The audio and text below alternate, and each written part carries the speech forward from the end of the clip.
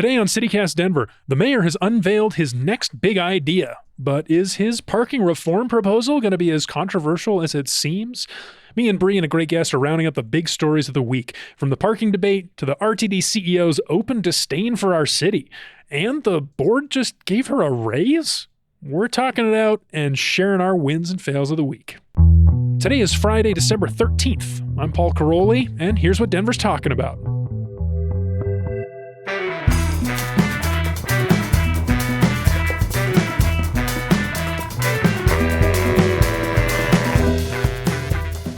Welcome back to CityCast Denver, the show about the city where you can buy freshly made sushi inside a Walgreens on the 16th Street Mall. Really? I learned that this morning, Brie. I was going up and down looking for a Santa hat to wear, for another nice visual gag this week. You know what? Forget it. Philadelphia roll. Give me that sushi. No, it was weird. It was like I walked in there. You go around. Have you been to the Walgreens on 16th Street Mall? I have to say, they closed the Walgreens by my house because it was such a war zone that I just generally don't enter or participate in Walgreens as a business. Well, fair enough. But yeah, I saw this guy. They have like a whole counter. It's like a sushi restaurant basically inside the Walgreens. There's a guy cleaning rice ready for the day. I was like, this is how do they employ a person to do this at Walgreens? It's true when you can't even find an employee to open a thing to get you deodorant or whatever. Yeah. And on the 16th Street Mall. It reminds me of when I was a kid 5 million years ago, and there was a Woolworths that had a lunch counter in it. Similar thing. Of this age. So can you think people are going through Walgreens shopping in that same way? Nope. I would. The off-brand Tylenol for $27. The name brand Tylenol. For $50. Yeah, those places not cheap. Interesting. No. Well, we'll have to go check it out. That was so weird. 16th Street Mall construction was in the running for biggest cluster fun of the year on our superlatives episode this week. Yeah. Kind of made me rethink it a little bit. I told you that conversation with Susie Q. Smith made me think, you know what? There isn't enough seating. Why? What is going on down here? We'll see. That was a fun episode. It was. I recommend going back and we'll listening put a link to it in the show notes. After this one's going to be great too. Yes. We got so much good stuff to talk about. So much. It's Friday. It's the big news roundup show of the week. We're here at the 5280 Magazine studios. The white walls of this small, no-window conference room. So happy to be back here. Hey, this conference room is high demand, as we've learned. So higher and higher demand. Downtown is coming back because people want this conference room. It was in the coffee shop, Queen City, downstairs today. Was there was a line. Buzzing. It was crazy. Was popping down Wasn't there. it crazy? Yeah, it was crazy. Yeah, downtown is back. Downtown Tell your friends. is back at Queen City. Bree is here. Hey, Bree. Hi. And we have a great guest today. He's our newest politics contributor and the most entertaining Denverite on Twitter. Deep Singh Badesha is back. Welcome back, Deep. Thank you for having me back. Excited to be here. Hi, Deep. So, Deep, you and I have been working on something. A little secret project we're ready to reveal. Let's talk about it. Yes, I'm very excited. So as you might have heard, Senator Chris Hansen of Denver represents roughly 20 to 25% of Denver, has resigned from the state Senate about a week after he won his election, which has opened up a vacancy committee. If you don't know what those are, it's essentially a group of anywhere from 10 all the way to 200 people will select the next senator. Here in this one, it'll be 110 quote-unquote Democratic insiders, volunteers, POs, which precinct organizers, officers. Are you quoting me when you do that? Quote-unquote insiders? I love calling these people insiders. Who are these people? You saw them all in an auditorium one day and on that Saturday. Oh, yeah, I did. Yes. Yeah, when they were endorsing stuff. Yes. So we're inviting folks into the shadowy back room, as we're saying it. So on Tuesday, we're going to be hosting a live show and a debate amongst the 7 candidates who are vying for this vacancy position. Yeah, these are serious people. Some of these people are state reps. There's one guy who was trying to open the marijuana mansion, the Patterson Inn, that place. He's running. Oh, real It's an interesting race, real people, a lot of different perspectives, some healthcare folks. And yeah, I think the biggest appeal here is this is a process that people don't normally see. And thanks to Deep, we get to actually see it this time. So if you're itching for a little politics drama this holiday season, I think it's going to be a festive affair. If I can find that Santa hat somewhere, I might be wearing one on Tuesday night. But Wizard's Chest. That's where I would try. Oh, yeah, that is a good tip. You think they have a nice one though? Because Walgreens had one, but it was it cost $3, and I was like, I'm going to get a rash. No, theirs will be nicer. This. They don't sell crappy costumes at Wizard's Chest. They sell nice costumes. Oh, that's a good tip. I would give them a call. Okay. Okay. Well, yeah, Tuesday night, it's going to be really fun. It's going to be a fun debate. We got like spicy questions for these people. It's a town hall collaborative where we had our last event. They are so awesome. What a great space. Great venue, great place. It's going to be a good time. Festive, fun. There's parking there, Politics, which we'll talk about later. Secrets. Yeah. Oh, let's get into it. Let's talk about this news. We got such crazy news. Yeah. Link in the show notes, RSVP to the event. See you Tuesday night at Town Hall Collaborative. If you have questions for these people, last thing, if you have questions for these candidates, if you live in SD31, which is like central Denver, call the hotline, leave a question, 720-500-5418. All right, let's actually do it. Our top story, parking. Parking. As usual, we're talking about parking. We love to talk about parking. How much parking, though, are we talking about? That's the question. That is the What is question. the question? Yeah. But the answer here, so like I think after the election, here's how I want to frame this.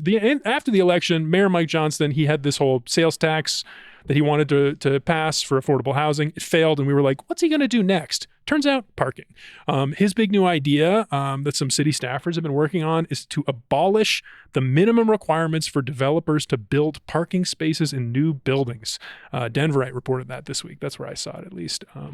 But I think we should probably start with like some context on where this is coming from, because this is a debate that policy wonks have been having for a while now. I think maybe regular people, I don't know, Bree. Not so much. I mean, I have to say I wasn't aware of it until I worked in planning and I understood how big parking is when it comes to what's going to happen with a new development. And I would say that I would assume Mayor Johnson's also doing this because this connects directly to the affordability conversation in Denver. So for a long time, I mean, I think folks in the planning world have been saying less parking means more room for housing. For instance, if a developer's building an apartment complex, part of that space has to be devoted to parking. And the idea behind eliminating parking minimums is less parking means, in theory, more units of housing, and in theory, more affordable housing if there's more. In theory, more units on the market. So I think the city was saying, like, what if we got rid of these parking minimums? And I know parking minimums is kind of a confusing wording. But it's basically to get rid of the minimum amount required of something. So what it means is right now there is a requirement for a minimum amount of parking spaces per housing unit. And if they got rid of the minimum, it would mean a developer could build a building with no parking if they wanted to, and they could fill that space with housing. So the city is proposing, let's get rid of these requirements so that developers, in theory, can build more housing units. And I do want to tap on something you were saying. So you were saying in theory, but I think this has actually been shown in practice. So when you're looking at cities like Minneapolis, a lot of people in Minneapolis are quoting that, yes, we upzoned, yes, we got rid of single family housing, or we the single family housing zoning requirements. Correct. Right. Like, so they upzoned, they had transit oriented housing, they did a little bit of rent control, rent stabilization. They did all these things, right? But one of the urban planners from there quoted, the most consequential thing we have ever done, though, is get rid of parking minimums. And when you're looking at the studies, whether it's like in the West or in more urban areas or in Europe, is about a 40 to 70% drop in the price per unit when you get rid of parking. And that's because parking usually is anywhere from the low end, 15 to 20,000, all the way to the high end to 50 to 75,000 per spot. Like that's what it costs a developer to put that parking in. If you don't have those extra costs on top, you're building more units. The units can be cheaper. They can be more affordable. They can be below market rate. So I think, it's not just a theory. I think if you put this to practice, I think you'll see a lot more development, especially for smaller apartment units. And that's what the metro, not the metro, but Denver really desperately needs. Well, we do have some indication of what would happen here because our friends at Business Den talked to some of these developers that would hypothetically be charging less for parking-free units in new buildings. And they quoted a bunch of people in a story we'll link to in the show notes. And a lot of these developers are saying, this sounds great, cool, do it, but we're still going to build parking. Like getting rid of the minimum doesn't mean we won't still offer it because people want it. And even more importantly, the investors who are giving them the money to build these buildings and hopefully, make some money on the rent in the long term, they want to see parking. They think that's where the market is here in Denver, which tells me that Denverites want parking and people that want to move to Denver want parking. It's seen as an amenity. I mean, I can see where developers would see it as a positive because it's something that when you go to look at a place and they say to you, 2 free spots, or you have access to these, and a lot of times it is more money when you go to rent a place. you have to pay for the parking as well. But I can see that argument, but I think that also gets to the root of a problem that we're going to talk about a little bit later, which is what are the other options for people? If this is not an amenity, then what are they getting? Are they right on a transit line? Are they right on a bus line that runs regularly? Like that would be what people are looking for. It's a really complicated thing because it's about needs, getting places, but it's also about habits and it's about comfort and all these like weird and human culture of yeah. things and stuff like that. So that's an interesting. I mean, let's talk about the example of One River North, that new building up in Rhino with I like to call it the Garden Gash building. Yeah. So deep. I understand the Minneapolis people were like, this is the most consequential thing we did. But what do you think? What do you make of this example where the developers of this building said they weren't required to build any parking spots since they're so close to a transit station, yet they chose to. They still built one spot per tenant. This is one of the interesting things, right? Because a lot of people are calling this a market-based solution, right? So if you remove the requirement of parking minimums that, developers and venture capitalists and the people who invested in this, the market will find the perfect solution. But I think that oftentimes, it's still humans making these decisions. And oftentimes these humans are a little bit more older, a little bit more senior. They're probably living in the suburbs and commuting in. So it is a lot of a culture change, right? But I want to take a look at like something that we think about parking right now. Ball Arena was surrounded by parking lots, right? If you ever take a European sports fan or an Asian sports fan and we said we took our most popular stadiums in the world in downtown and surrounded them with parking lots, they would look at you like you're crazy. They're like, no, stadiums are supposed to be in the middle of the city, surrounded by bars and restaurants and where people live and celebrate, right? So I think it's going to take time for this cultural change to happen, where developers are comfortable enough to be like, you know what? I think people want cheaper housing. I don't think people want this parking spot. I'm going to offer this. And that's going to have to be an innovation that people push. And I think once the market responds to that, then people are going to be like, wow, now we have 200 empty parking spots next to this train line with our hiking trail through our building. So maybe we should have rethought some things. Yeah, I think that's you're touching on the real problem with the housing market. Like you talk about market forces, but you talk to anyone who works as an expert in this field, and they'll tell you about how slow supply is to respond to the market, but how fast demand changes. People's housing demands, you can move in with a roommate if you lose your job, or if you lose your job. But if you're a developer, it takes you years and years to build a building. So like the Ball Arena example, I don't know. I mean, it's going to take a long time. It's such a great visual example, though, I would say, though. I pass by it every time I come downtown in my car. I drive by a sea of parking lots. And even at games, I think they've said even during game time, it's not by any means full. So it is constantly, if you think of it that way, it's just underutilized space in the middle of a city. One of the conversations I think we're going to have to start having is, being in the city center is very valuable. Being in a walkable neighborhood is very valuable. And at what point in time are we going to be like, we don't want a surface lot here. This is not the best, highest use of this land, right? Yeah. So when you look at European countries, when you look at Asian countries, they're totally fine with like, if you want a surface parking lot, that's fine. We're going to tax it as if it's a skyrise. And then that's the conversation that, in the Business Den article, they're like, you know what, we're cool with lifting parking minimums, but don't do parking maximums. Yes. And that'll be the interesting conversation. I think lifting parking minimums now is like an evidence-based right choice. I think the next grappling conversation you're going to have is like, listen, we told these developers to stop building parking. They're still doing parking. These units are still too expensive. These parking lots are empty. So we need to put a cap on how many spots they can build. Yeah, we need to nudge the market forward. I think that's what a lot of YIMBYs would say. Or like Dr. Ken Schruppel, who was on the show last year talking about parking when the state was having this conversation. He was like, parking maximums are the way. We need to nudge the market toward creating these neighborhoods that are a little bit more walkable, a little more dense. How do you think Polis would respond to that as the free market guy telling people how to utilize their land?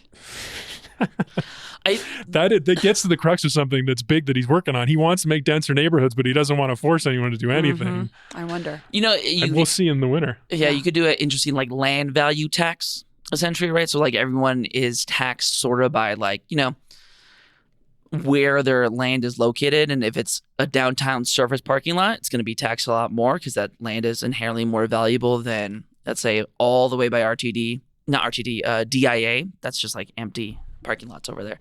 I will say this. I see a lot of empty parking lots as well there are parking garages as well where I used to live. So I've lived in Capitol Hill for over 10 years now. I used to live at the legendary Beauvalon. Oh, So right you up did. there. Oh, Yeah, that's yeah. so Craig funny. Nassie's buildings. Yeah, 10th and Lincoln. Infamous. And it has a big parking garage in the middle, always empty. Interesting. It's half empty for sure, which is crazy. So all my friends, when they came over, said, where should I park? There's no parking. I'm like, literally, the parking garage is empty. No one enforces it anymore. Just park there. And then me and my wife, when we were looking for like condos or apartments to move to next, we took a look at basically every building in the Golden Triangle. You know, all those buildings have these ugly 4 to 5 story parking garages, and then the nicer buildings on top. Every single one of those parking garages empty. It's crazy. There's so many problems with parking in this city. The Denverites, like their relationship with where is okay to park is so interesting to me.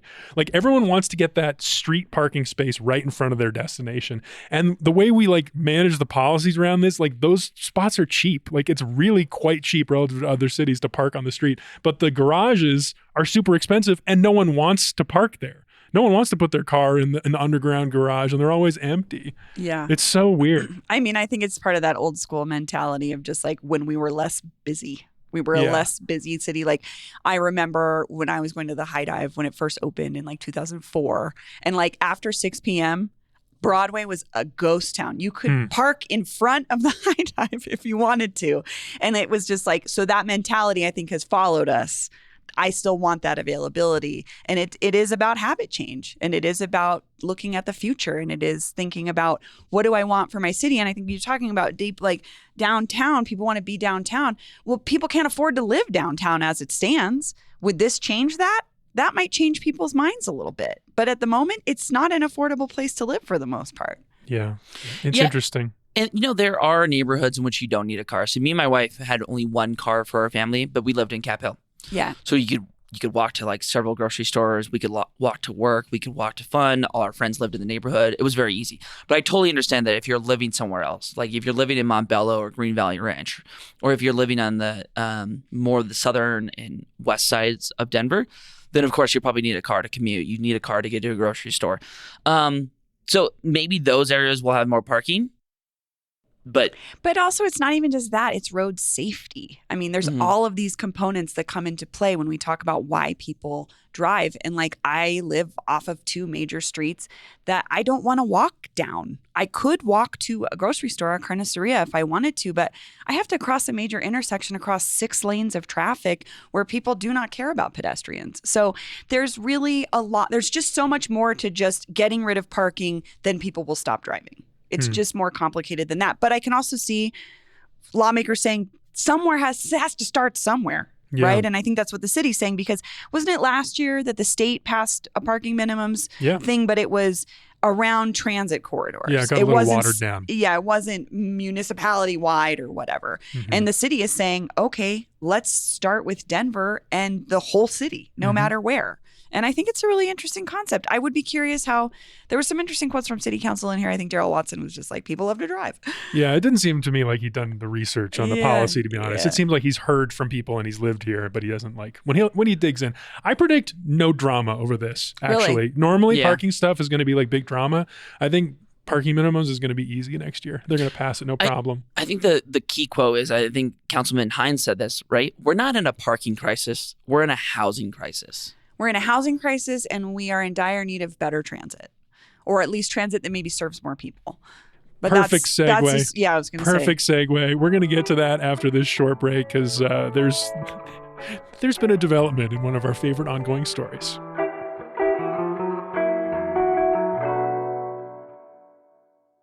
And we're back. Our hot topic this week is the latest chapter in a story that was in the running for Cluster Fun of the Year. But RTD, my God, the outgoing RTD board this week extended CEO Deb Johnson's contract after giving her a 5% raise on top of, this was news to me, $422,000 a year is her salary. So she's now going to be up at $500,000 a year for Deb Johnson. After a pretty rough year, I have to say. To say the least. But then what we want to talk about is this new article from our friend Nate Miner at CPR. I'm just going to read a quote from it because we have to start with these quotes. We have to talk about this. He wrote this article about Deb Johnson. He's talked to a bunch of like anonymous sources, people that used to work at RTD with Deb Johnson. So here it is. Quote, CPR News spoke separately with 4 former RTD senior managers and granted them anonymity so they could speak freely. They all largely corroborated each other's experiences with Johnson and all described Johnson as a micromanager who despises the Denver metro region and privately insults members of her own staff, the board of directors, and other community leaders. Many of the former managers also said she has failed to chart a course for the state's largest transit agency. Bree, what did you think about that? Well, I think it was her quotes directly. Let's juxtapose those with the salary, right? You said close to $500,000. This is what the woman who gets paid close to $500,000 to oversee our transit system said about the place where she lives. Quote, I like an environment where there's a greater sense of culture. I'm a foodie and things along those lines. So that's what I've said, and I've been consistent in that regard. She doesn't like Nate says she doesn't like the cold either, she said, but she added she's managed to make it 4 years already. Quote, it was so horrendous, and I have to be loyal to my soul first. Your soul's liking that money. Chances are I wouldn't be here if it sucked that badly, she said. Oh, excuse me, Deborah. You're making $500,000 and you're upset that it gets cold here? I would have lost my ever-loving mind if I was an employee of her, knowing that she was talking about the place that I love. Yeah. I mean, choose to live. People who are getting a job at RTD are like service-oriented, perhaps. You could suggest. Yeah, I think about the driver I talked to, Ron Short. Yeah. He came from Maryland, I think. He was from a family of bus drivers. He loved his job. He cared about his people. And he liked the city enough to stay here. Excuse me. The piece of that I want to talk about is the foodie thing. Like, I'm a foodie and I've always said that and I've always been disappointed, which was like, so you've had this conversation before where people have been like, but the food's good. Like, she's doubling down on hating it. Yeah. My God. I have been constant in that regard. I have been unreal. Deep. If she's going on the record saying that stuff, so in general, I like to be like a little bit skeptical when people are like criticizing, like a new person in power, oftentimes like a first. I'm like, okay, let's take all this with a grain of salt. Mm-hmm. But then she goes on the record and says, well, I wouldn't be here if it sucked so badly. And you're being so brash. I and managed to make it 4 years. Yeah. And you're like, it's not Siberia. You're like, wow, that's kind of like a guilty conscience. Like, why are you saying it like that? So, this is the thing about, Colorado and Denver sometimes needs to look in and be like, no, we have great homegrown talent here. Yeah. And oftentimes folks are like, no, maybe folks elsewhere are doing it best. One of our biggest problems. We need an outsider. Like, she's going to come in and fix it. She's going to do this. We don't trust ourselves. And we need people who like truly love this city, want to be in this city, take care of this city. And, honestly, at the end of the day, the people who run RTD, you could say it's the CEO, but it's the board, right? And I think, the board voted for this almost unanimously. Some of them were absent. Curiously. Yeah. I mean, it's their main job is hiring and firing the general manager / CEO. And some of them were absent. Interesting. Right after 7 people got elected. Yeah. Right? So that's like bigger than half the board would have changed over right there. And they did this behind the board's back. So I think the political intrigue is a little bit interesting. We're like, okay, well, we're about to go. Deborah, on the way out, we're going to give you, 18 more months and some more money because it doesn't affect us anymore. That's kind of how it fell a little lame duck session-y. And it really does, beg this question. The board needs oversight. Or should the state step in? Be like, okay, this is kind of against your fiduciary duties. Like, on what metrics are you giving these raises? What blame should we give the board? And, it's going to be interesting. What does the next board do? Well, this is a good question. And I checked in with a couple of the members of the incoming board, Chris Nicholson, who I won that race that we covered. Yeah, that we had the debate for. Mm-hmm. Yeah, he won that race. And then also Matt Larson, who's the incoming board member representing District E. And they gave me a little bit of some interesting details about why this happened and how this happened. One, Chris Nicholson, very even-handed. Post-election. Not his usual, I have to say. I mean, if you remember how we talked on our show and in that debate. Anyway, he's changing his tune a little bit, which I respect. I mean, sometimes that's what happens too. When you get into office, you have to acclimate to how the conversations really go. You rise to the occasion. Hopefully, Trump can learn from Director Nicholson. Yeah, we'll see. But yeah, so Chris and Matt told me basically that the board set these new standards for performance for Deb Johnson last year, and then what they have is like a problem of timing of the contract. So like her contract was set to expire in November of 2025, and apparently there's a lot of other high-ranking RTD officials who are like there's positions that need to be filled that the board will need to work on and do interviews for. So they basically were saying like the timing wasn't good, and that's why the old board did that, and that she actually did, she did meet the standards that they previously set a year ago. And I guess their standards probably don't include you have to like the city where you're working. I guess not. I mean, I don't know. Her comments just reflect to me somebody that doesn't respect the place where she's serving with transit. And I think that I know as a Denverite, I take that very personally when someone says that they don't like the place where like it's kind of like, well, then go somewhere else. And I just like it was so horrendous. That's how you're describing it. That to me says I don't know. I mean, she's not talking about the community, but she is kind of talking about the community because the community is integral to this sense of culture that she says we're lacking and the foodie nature that she says we don't have. And like those are things that make us who we are. And it makes me question, I mean, this is just a sweet paycheck, or do you really care about the future of Denver? Well, I mean, to speak to the standards that she met, like, and this also gets to the deeper conundrum with RTD. Nate reported that Johnson has made significant progress on a lot of the big problems that the agency has faced, including the biggest one, the budget. RTD's finances have stabilized under Johnson. RTD's political leaders, they also, convinced voters to pass that big like money thing, the debrucing back in November. She's also made other reforms like ending the practice of forcing drivers to work overtime, which was contributing to high turnover, which was such a big problem for bus drivers. She raised pay for bus and train operators. However, the other side is that bus and light rail on-time performance has slipped under her period. But I think RTD has generally like favorable ratings for the people who use it, and most Denverites say they like RTD. So like you look at the numbers, some of the underlying numbers of how she's doing, and it seems good. But then there's this PR problem that we always talk about. Like they get such bad press, and maybe that's because of Deborah Johnson personally not liking her job. And having these conversations very publicly, clearly with other employees that she doesn't like it, and then going on the record and saying she doesn't like it. And at the end of the day, I could see if you're like worked in operations, worked on the more bureaucratic side of things, you don't understand the politics of it, right? But RTD in this city, especially in this environment, is very political, right? Taking shots at a very, very popular governor like Jared Polis and having him know about that, it's not going to be great. Especially with the reforms that, this new board might want to indicate, with the next this governor and maybe the next governor want to indicate. It's not going to be great. But the thing is, this is such a sweet time frame for her where it's like, give me 18 months, give me a new salary to peg different contracts to, and I'm just going to probably be interviewing all around. So, what'd be interesting is to do some Quora requests on her flights and her travels to see how often she's bouncing to other cities she might be looking at prospects. Yeah. Job where prospects does Deb Johnson think better there's good weather food? And better food, apparently. We even brought Michelin stars. The quote, though, you alluded to her comments on Jared Polis. I think we should say this. This is from Nate's article. One former staffer said that she thought Jared Polis was a, quote, complete idiot. Whoa. A complete idiot was one former staffer said. Whoa. And I have criticized Jared Polis on his policy decisions a lot, but I don't think I would ever characterize him as an idiot. No, I wouldn't either. I think he's a really smart guy. Yeah. The decisions he makes, questionable. Yeah, the tweets he posts. The pictures, the AI images he loves, I don't know.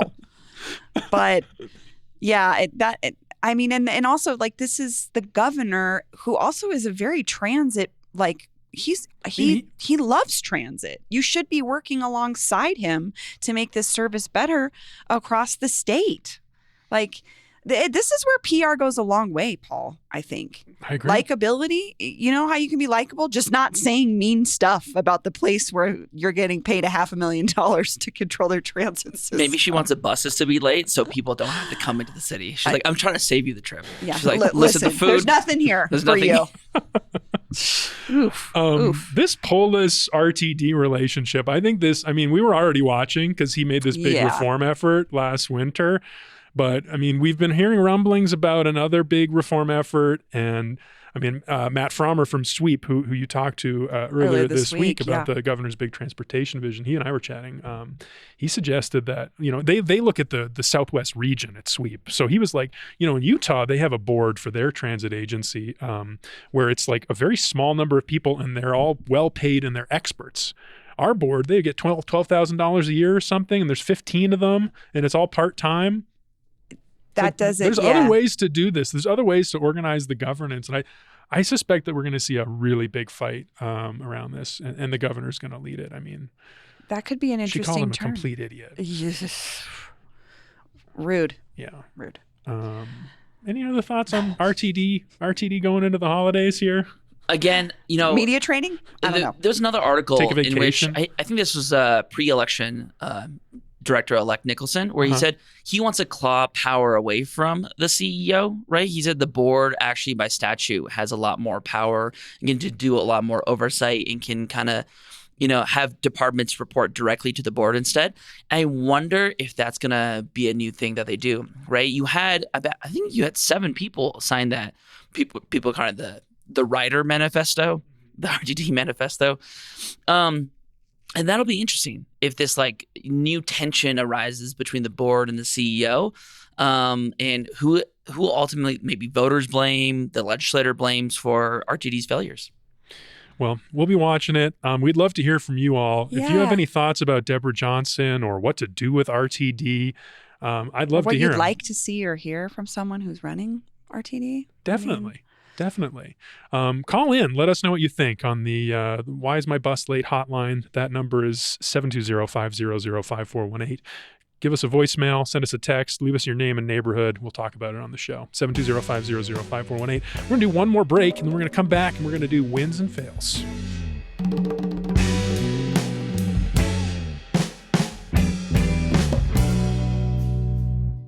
All right, we're back. Time for the best way to end the week. Rocky Mountain highs and lows, aka wins and fails. We each brought a recent something that we think was a fail, and another one we think is a win, and we're going to talk about them. Who wants to start with a fail? I'll start with a fail. Just my usual obituary for someone really lovely. Curtis Keel died on December 1st at age of 72.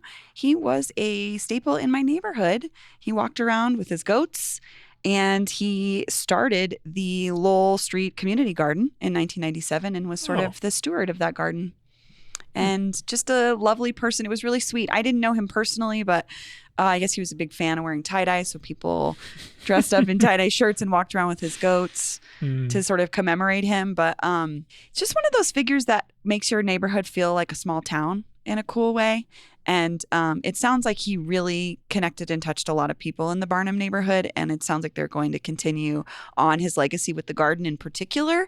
There's some hope to raise some money to do some updates to the garden and maybe make it like the Curtis Keel Garden or something. Oh, that would be nice. Yeah, there's a really beautiful tribute to him in Denverite, which we'll share a link to. Just some cool pictures of his goats. And just was like a sad passing of somebody who made a really big impact in a small way in Denver that you may not have ever known or heard of, but helped make the neighborhood feel good. So I love stories like that. I know. Curtis Keel. Just seeing like the impact someone can have just by being themselves. Being a happy person walking around with your goats, taking care of the gardens. It's kind of utopia a little bit. I love it. Mm-hmm. Yeah. Real Denver charm. Yeah.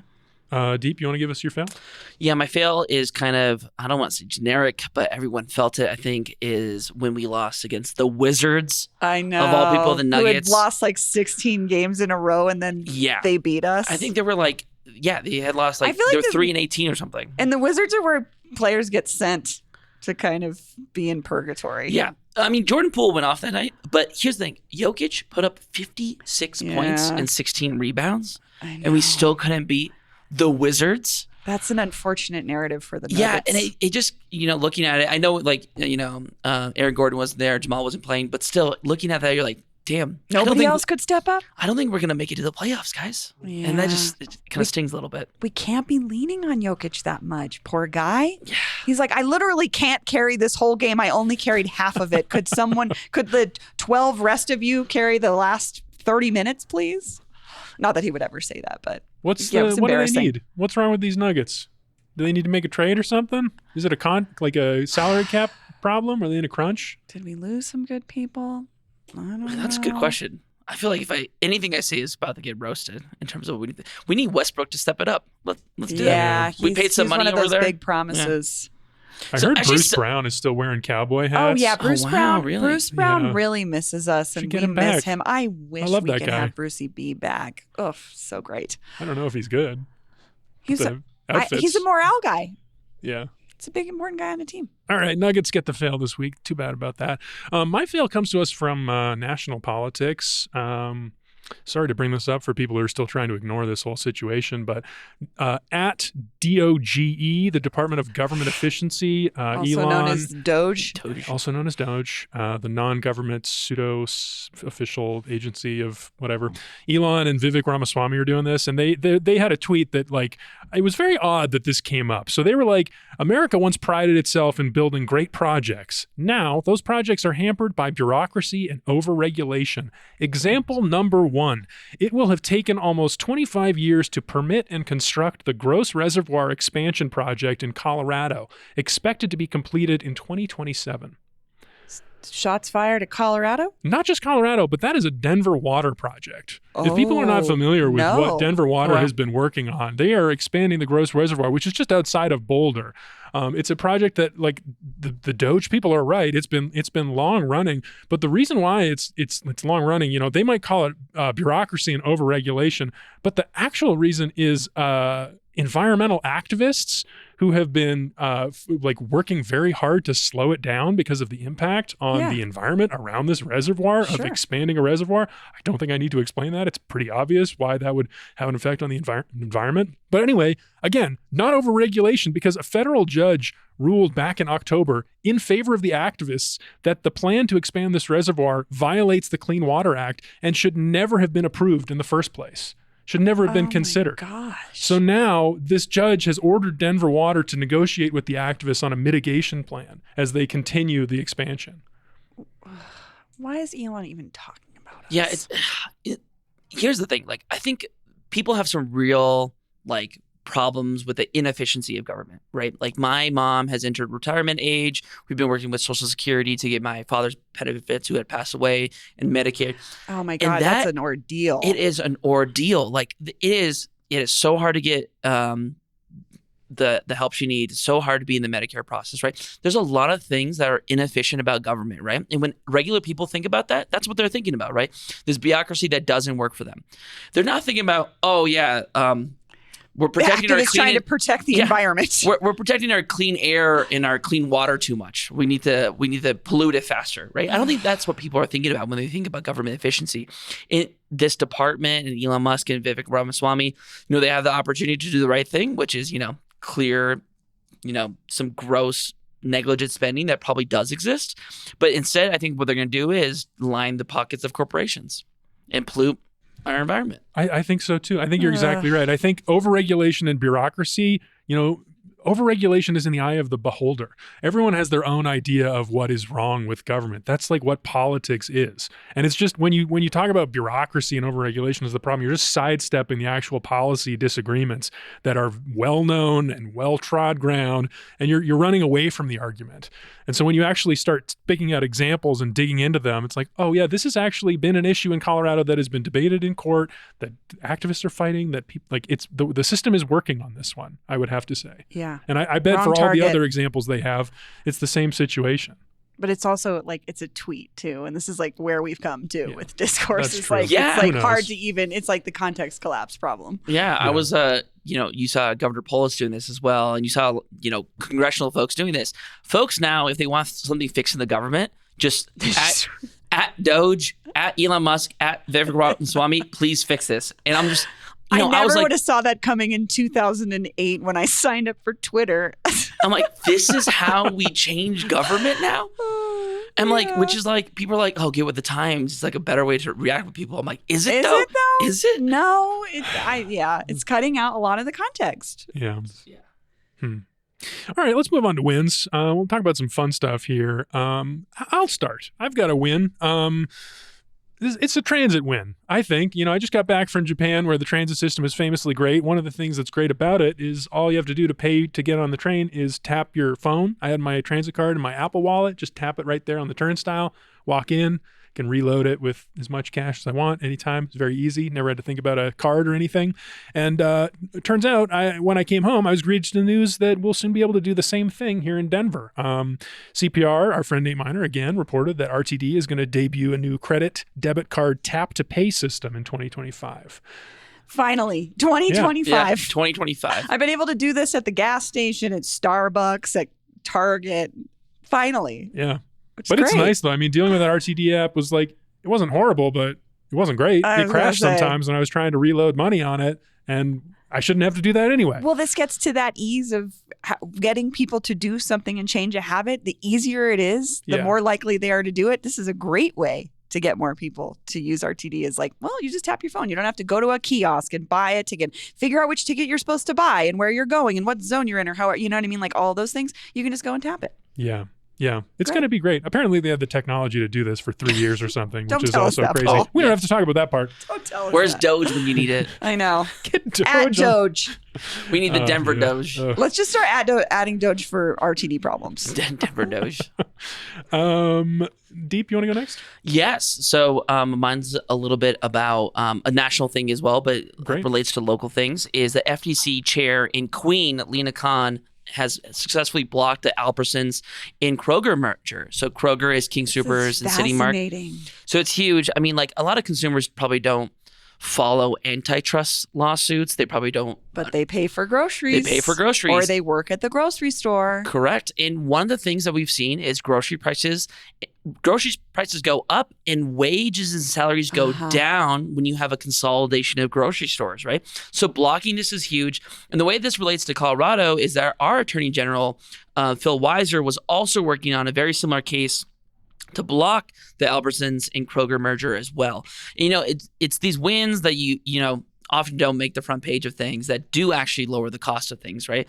Whether it's like, the Attorney General also went over Wyatt's towing, right, for all the bad practices they did. So the FTC has been racking up a lot of wins. Lena Khan is probably not going to be there in the next Trump administration, but it's good that these wins are happening. Even in this interim time. Yep. Yeah, I agree. Yeah. A couple wins. I mean, People like Lena Khan, but I think, she had 4 years. Yeah. I don't know. This is also a big She did a one. lot in 4 years. We don't have to talk about This is a big one. Everybody needs groceries. She did click to cancellation. That's so consequential. What's click to cancellation? So don't you know, like, if you're trying to, like, Oh my God. not subscribe to something, You have to like jump through a million hoops to find where to unsubscribe. Like, have you ever signed up for Uber Eats One before, where you're like, hey, we'll give you 3 months for free, and you're like, oh, 3 months for free? Why not click it? And if you want to cancel that thing, you're going You have to like call someone's mom. Yeah, you go through like 7 steps. Like, you actually have to take an Uber that you pay for to this office and talk to a lady who has to call your mom and then approve. It's like, so it is so crazy. And also just like the button did not exist. You could not find it anywhere. But because of the FTC, click to cancel. And I think that's going to be interesting. The federal government might not be able to do this stuff, but now that we've had these inroads built in Colorado, right, that our Attorney General has started to flex these antitrust muscles, these consumer protection muscles. Phil Weiser is going to be done in 2 years, but there's going to be a new Attorney General, right? And if people can start being like, okay, you know what, my Attorney General here can start, reducing grocery prices this way, fighting for workers this way, fighting predatory towing this way, I think it's a huge win. I mean, it's definitely a huge win. Oh, yeah. As for what the effects of this kind of thing are, I wonder. This is like a big system, and this market is complicated. Like the Albertsons Kroger people, their whole argument was like, we need to be bigger to fight Amazon. That's the other big player in the grocery industry that's been coming on fast, like grocery delivery. Like, this is a fast moving market, and they were consolidating to get stronger against the other giants who are coming in. So I don't know. I mean, I'm optimistic about it, and like, I think this is a win worth celebrating, but I'm a little bit skeptical about the impact being as also meaningful as a lot of people hope. I was just gonna say Amazon bought Whole Foods just to like tank it. It feels like. Have you been in one lately? It's No, awful. what's happening? It basically feels like a fulfillment center for Amazon. Like they don't have anything. Oh, that's too bad. I It's love going awful. to Whole Foods at Christmas. used- That Cherry Yeah. Creek Whole Foods. I dream about the old version of it. It's garbage now. Ugh. Mm. Did y'all ever watch Top Chef? And when Yeah. Top Not Chef in a Denver, long and it was time. always at that Whole Foods. Yeah. I'm Yeah. gonna have to go back and It's good. watch that. It's very. Oh, it lo- was great. oh, So much What good. a best time. season of Top Chef ever. Okay. Bree, your win. Sure. Quick shout out to Dead Pioneers for getting to open for Pearl Jam on an upcoming tour, which is pretty cool. They're a local band here. They're also their lead singer is Greg Deal, an indigenous artist here in Denver. But I just want to give a shout out to our friend and contributor, Joshua Emerson. His new documentary, Bad Indian, is out. There's a great profile, a conversation with Josh in Westward this week from Tony Tresca. And he really summed it up beautifully about Josh's documentary. He said, Bad Indian follows Emerson's journey to produce Netflix's first all-native lineup in Los Angeles while spreading his mother's ashes along the way, but ultimately leads to a rediscovery of the meaning of life. And I watched the trailer and cried of this. It was so beautiful. But there's a free screening of Joshua's movie this Saturday, 7 p.m. at the Glass Grove at 1801 Blake Street. I'll put a link in the show notes. They're also crowdfunding to raise a little money to do some post-production work to sort of finish up the movie. And I'd love to put a link to that as well. But I would love for folks to go out and support Joshua's movie and go see it and go see him. And this is really exciting. It's a huge accomplishment to make a documentary. And he got to make one with his friend and filmmaker friend. And it's about his life. So congratulations, Joshua. Huge accomplishment. Wonderful work. Very cool. Yeah. It is cool. I saw the documentary maybe a month or so ago at the Bug when he was premiering fun. it. Oh my God. It's really good. I had seen an early draft and then to see I mean, they did some good work. Jeff Stonick is his friend, the that's right. filmmaker. Jeff Thank Stonick you. deserves a lot of credit. I think he shot a lot of the movie with Joshua. I mean, they clearly had a lot of fun on this road trip. It's funny. I mean, I think I read the write up and it was like, this sounds very serious. And like, I want people to know it's Joshua's funny. You know he's funny because He's you've heard him on really the show. funny. It's a funny documentary, and it's just really good. Yeah. It's really good. And I love to see someone come out of Denver and do something bigger and maybe make a splash nationally. And what a cool way to do it through a documentary. And We have to enjoy him while we have him. I know. I was thinking that too. I was like, he's going to be in LA before we know it. So Mhm. he's doing amazing stuff. But It'd be ironic if he goes to LA and it's like, I wouldn't be here if it sucked that bad. Praise Denver, you know. thank you. Thank you. All right. Well, yeah, we should have him on the show again soon. Of course. All right. Well, here we are at the end of the show. Thanks for joining us this Friday. Once again, come join us Tuesday night for, I'm going to call it a holiday party / political debate. The SD31 vacancy debate. A lot of hotshot Democratic politician types are running for this state Senate seat. We're going to be moderating it. Deep and I. Come say hi, join us. It'll be fun. Can I give one little shout out? Sunday, I'm the one of the celebrity guest judges at the Latkes and Lights contest Oh, nice. at the Jewish Community Center. Unfortunately, sold out. But if you're there for the Latke contest, come say hi to me. I'm super excited. I love the Jewish Community Center. I'm super excited to try all these latkes. They're from restaurants as well as community members. It's going to be nuts. So come say Yeah, hi that's to a me. killer event. Oh, it's so fun. If you can get in, I don't know if there's a wait list or something. I think that'd be worth going Oh, to. I know. I wish they expanded it or like could do it bigger. Maybe they'll do it bigger next year, but it's popular. So if you've already got tickets, come say hi to me. When we went, the Rosenberg's guy won, I think, It right? had, And yeah, he brought had caviar. on it. It was Yeah. the most beautiful latke went I'd all out. ever had. It was so delicious. So Well, Bree, Deep, thanks for joining me. Thanks for having me. thanks, guys. See y'all next time. That's all for today here on CityCast Denver. Our producers this week were Olivia Jewel Love and me, Paul Caroli. Peyton Garcia writes our morning newsletter, Hey Denver, with help this week from Adrian Gonzalez. Bree Davies is our host. Our music is by Los Mocochetes, with additional mixing by Tyler Lindgren. If you haven't already, subscribe wherever you get your podcasts, follow us on Instagram at CityCast Denver, and tell newsletter editor Peyton Garcia happy birthday. You can sign up for that daily newsletter and learn more about us at denver.citycast.fm. One last thing. We did a membership campaign last week. I didn't get to participate in it. I was off, but we were giving away tote bags, and I talked to the membership director about the tote bags, and I just wanted to say thank you for everybody who participated, and I got her to give us a few more tote bags. So if you want to become a member today, it's a special gift from me. You can get a tote bag. This is the actual one last chance to get a tote bag. Become a member today. Membership.citycast.fm. Get that tote bag. Get that zipper. Become a member today. You're welcome. And thank you. Bye. I don't know why I said bye. Like a phone call. Bye. Hang up. Zoom call.